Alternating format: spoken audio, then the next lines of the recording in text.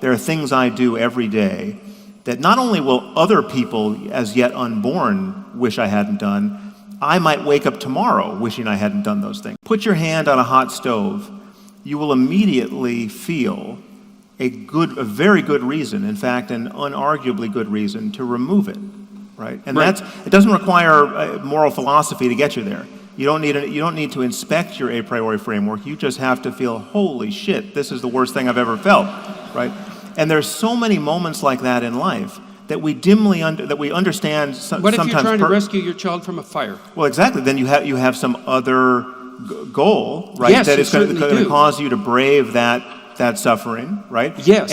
But again, trying to rescue your child from a fire is pretty close to as the hot stove in not needing to be analyzed, right? The imperative to rescue it becomes harder when you have to rescue someone else's child from a fire, and you're worried about orphaning your child who's standing next to you on the sidewalk, right? Then we get into the domain of moral philosophy, and then you can say, well, how much do each of us owe the children of other people, right? How much should I risk my life and risk orphaning my child to rescue your child? That's when things get interesting in a philosophy seminar, and that's where people begin to hesitate. People begin to, we are biased toward protecting ourselves, protecting our kin, protecting our friends, and only then do we begin to extend the circle.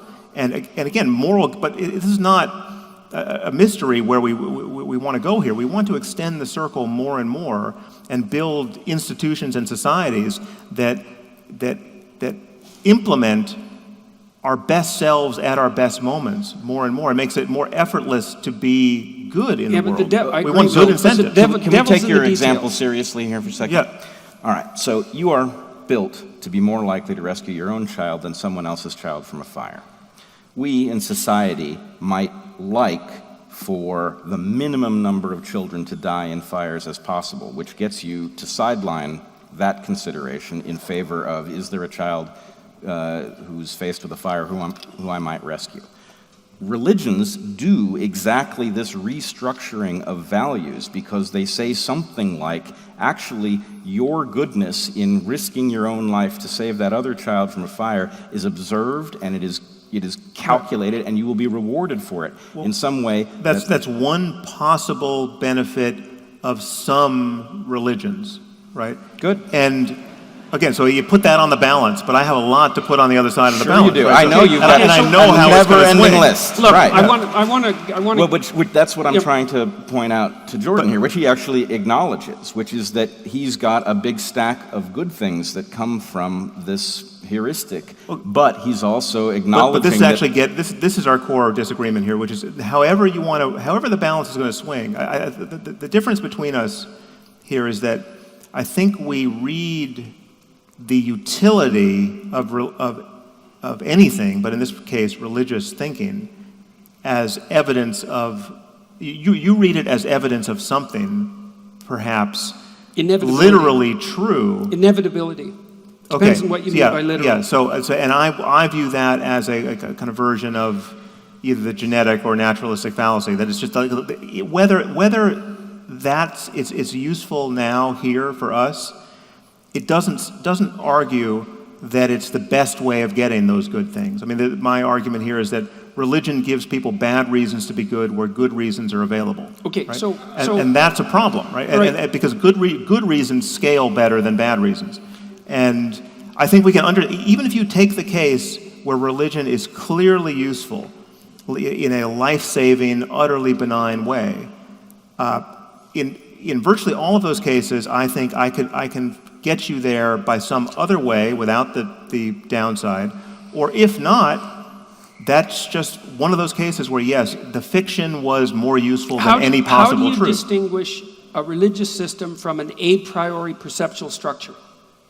Well, if you can convert to it or away from it in a single conversation, I would say if it doesn't go very deep. Well, I would say that for much of that, you're only converting at a very superficial level. Well, no. You're converting at the level of conscious apprehension, and most of your cognition is done through unconscious processing. Well, so it's superficial. It's just a fact about us that most of people's religious attachment is born of having it drummed into them by their parents. right? But the truth Well, is... no, their parents and their parents' parents and their parents' Yes, parents' exactly. parents But if we did the same thing with Batman and Spider-Man, it would have the same effect, right? Like if you relentlessly told children, right? I mean, I've got two little girls who are dressed up like Batgirl right now. They love Batgirl. There's nothing. I don't have to do anything to make them more enthusiastic about superheroes, apart from just showing them the pictures of superheroes, right? If I told them, in addition to look how fun this is to dress up like Batgirl, in addition, you're going to burn in hell for eternity if you lose your emotional attachment to Batgirl, even for a minute, right? Well, then it's going to be Batgirl for the rest of their lives. Especially if the entire culture is doing likewise. And again, this is... Well, you and I as Brett pointed out already, a bad tool is better than no tool at all. And if Batgirl is the closest approximation to a divine figure that you can conjure up, it beats the hell out of none at all. And if Batgirl didn't partake of certain archetypal structures, no one would give a damn about Batgirl. Okay, I'm so Spider-Man and Batman I'm going to spare play you.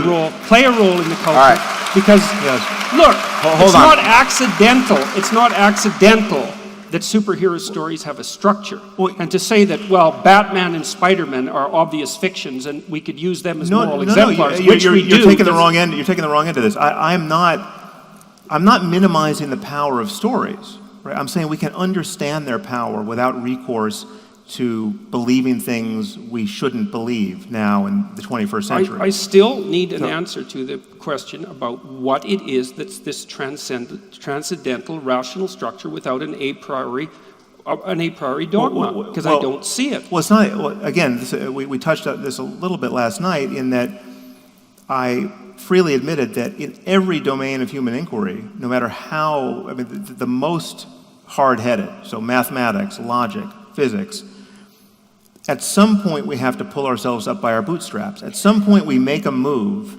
that is not self-justifying and is not justified by any other move that's more rudimentary.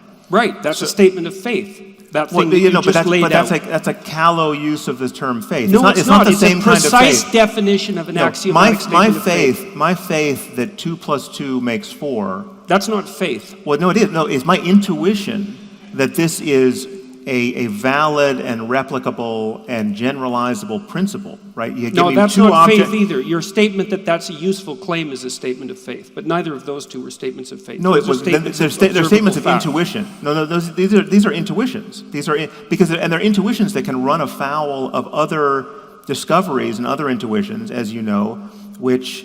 Well, if mathematical facts are intuitions, then what are we doing with facts? We've arrived. Wait. We have to decide. This is super important, though. Super important. Okay, we don't lose this. Okay. Yeah. For 2,000 years, people have been studying geometry and had a very well worked out set of mathematical intuitions with respect to Euclidean space, flat geometry. Mm-hmm. And then some brilliant guy, Riemann might have been the first, said, well, actually, you can curve space.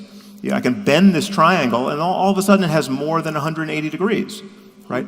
That's an intuition that people tuned up pretty quickly, but all of humanity was blind to it for the longest time, right? These are, what I mean by intuition is, it's the thing you're using to understand something that you are not in a position to analyze. I understand that. But that's not faith of the sort which is, listen, I know the Bible was dictated by the creator of the universe. I know Jesus was his son. I know he rose from the dead. I know he'll be coming back. And 1,000 other propositional claims if it's a statement of faith highly and it's implausible. Valuable, if it's a statement of faith and it's in the value domain, how is it derivable from facts? Okay, so we've arrived at the point where we have to decide whether to go to Q&A or to continue the discussion. While you all are thinking about that, I would like to level a challenge to each of you, and then I will poll the audience and see what they think about Q&A. Okay, so Jordan is arguing to you that you cannot ground the values that would undergird the modality of increasing well-being in anything factual.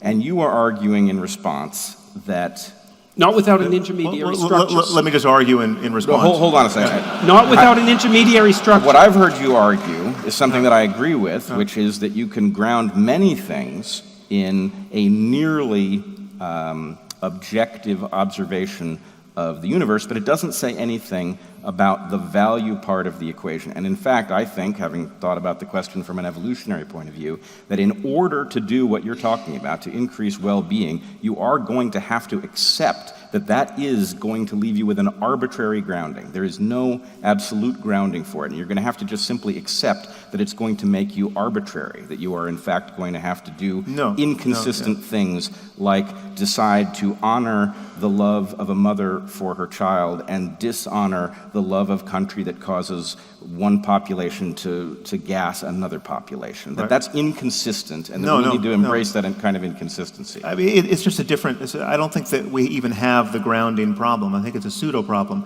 But you just said you needed to put your staff in somewhere. We have a navigation. So the way it's grounded is the acknowledgement that what we have is. I mean, it's analogous to what people do with the notion of meaning in life. Like, what's the meaning of life? How do you find meaning in life? Or what's the purpose of life?